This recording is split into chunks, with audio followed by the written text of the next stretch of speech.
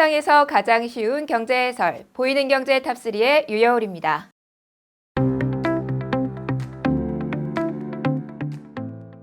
코로나19 확산 방지를 위해 재택근무를 시행하는 기업이 많은데요. 재택근무가 장기화되면서 집밥을 즐기고 샌드위치나 도시락으로 한 끼를 해결하는 직장인들이 늘고 있다고 합니다. 직장에서도 타인과 접촉을 최소화하기 위해 혼자 식사를 하는 혼밥 문화가 자리 잡으면서 도시락 쪽이나 샌드위치 쪽이 증가하고 있습니다. 신세계푸드에 따르면 지난 2월에서 3월 판매된 샌드위치 매출은 전년 동기 대비 21% 늘었습니다. 코로나19 사태가 2개월째 접어든 3월 판매량은 2월 대비 13% 늘었고요. 이 같은 증가세는 코로나19로 인한 소비 심리 위축에 따라 합리적인 가격으로 즐길 수 있는 대용량 가성비 샌드위치가 주도한 것으로 나타났습니다. 실제 신세계푸드가 트레이더스에서 판매 중인 시저 치킨랩 샌드위치는 시저 소스가 가미된 샌드위치 4개를 9,980원이라는 합리적인 가격으로 즐길 수 있다는 점에서 호응을 얻고 있습니다. 올해 1월부터 판매량이 꾸준히 증가해 3월에는 월 판매량이 2만 개를 넘어서며 샌드위치류 판매 순위 1위에 올랐습니다. 샛별 배송으로 잘 알려진 마켓컬리에서도 샌드위치 매출은 늘었습니다. 마켓컬리 운영사인 컬리에 따르면 지난 2월에서 3월 마켓컬리 샌드위치 판매량은 전년 대비 568%나 증가했습니다.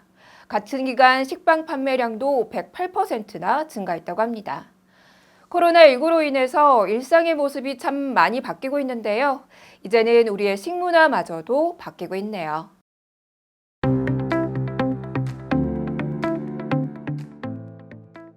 코로나19 사태로 대내외적 경기 불확실성이 더해가는 가운데 이달 서울 강남 아파트 가격 하락폭은 더 커졌고 강북 지역도 아파트가 변동률이 마이너스로 돌아섰습니다.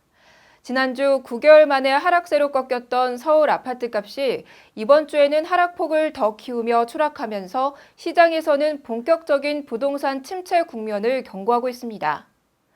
반면 서울 아파트 전셋값은 매매에서 전세로 전환하는 수요로 인해 강남권을 중심으로 상승하면서 매매 하락, 전세 상승이라는 전형적 약세장 현상이 나타났다는 분석입니다.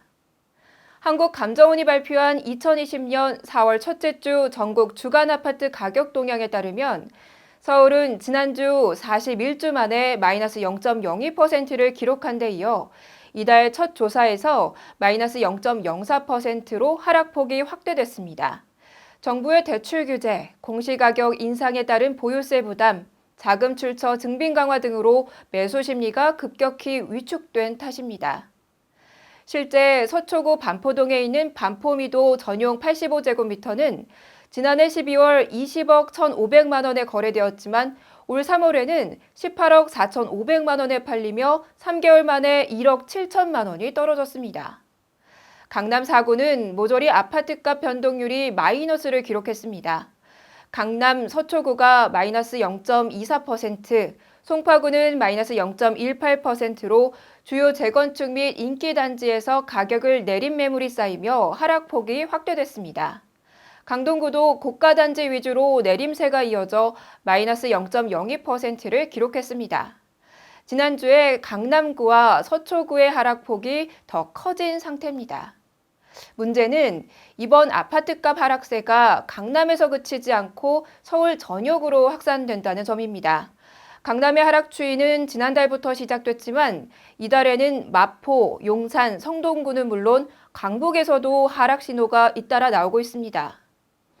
강북 14개구 전체 아파트값 주간 변동률이 0%로 보합세를 기록 중인 가운데 마포, 용산, 광진 등에서 주요 단지 호가가 꺾이며 하락폭이 확대됐습니다.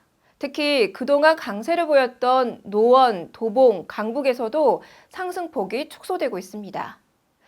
아파트 매매 가격이 하락하는 것과 달리 전세 가격은 재건축 이주 수요가 있거나 상대적으로 저렴한 단지 위주로 매물 부족 현상을 보이고 있는데요. 강남은 0.1%, 서초는 0.04%, 강동은 0.05%로 모두 오름세를 보였습니다.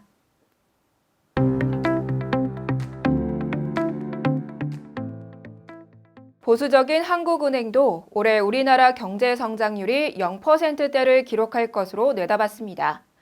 연간 성장률 0%대는 금융위기 당시인 지난 2009년 이후에는 없었는데요.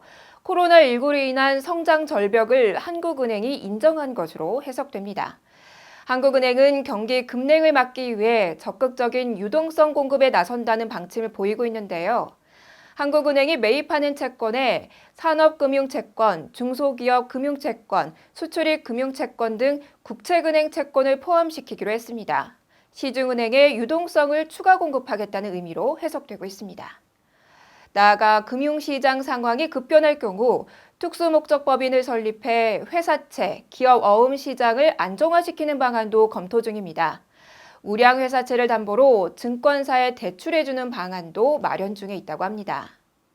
이주열 한국은행 총재는 코로나 사태가 어떻게 전개되느냐에 따라 국내 경기 흐름 양상이 달라질 거라고 예측하고 있는데요.